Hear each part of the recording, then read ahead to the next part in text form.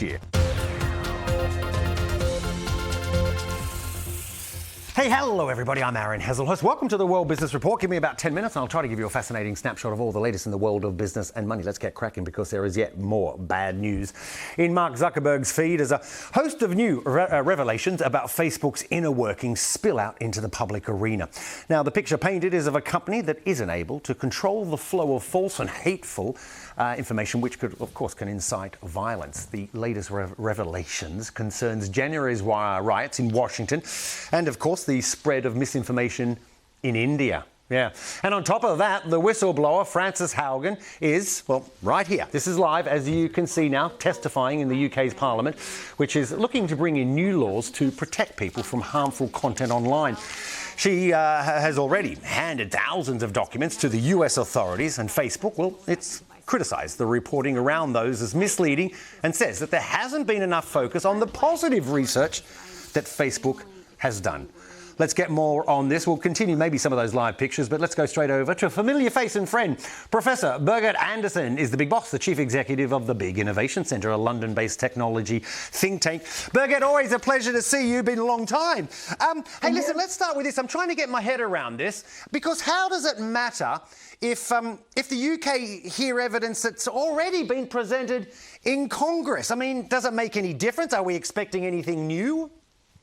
Well, I certainly don't think we're expecting anything new. However, we are expected to hear everything firsthand, and we're also expecting it to put it part of the kind of the UK political and regulatory system. So it's very important that our parliamentarians from House of Commons and House of Lords are able to ask the questions which they want answers to.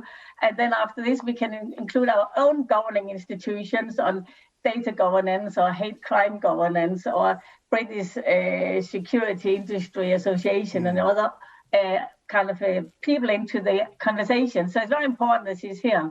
OK. Can I ask you this while I've got you, Birgitte? I mean, what do you make of some of Frances Haugen's comments? In particular, the comments that she believes Facebook puts profit over people. I mean, I'm wondering, do you think that is the case? I mean, and do other platforms do that?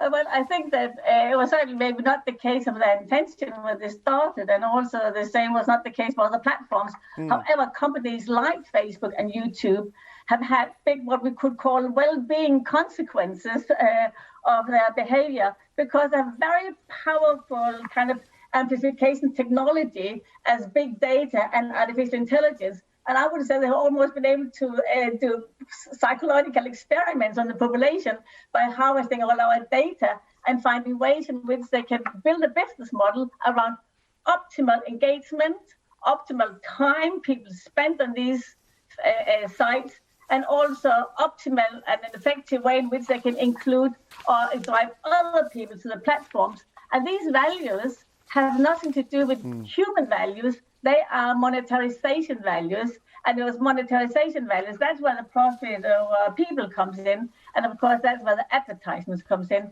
So it's the business model that was not vicious, but it was the consequences. Just briefly, if we can, I mean, some will say, maybe many will say, Facebook hasn't broken the law. So why is this an issue?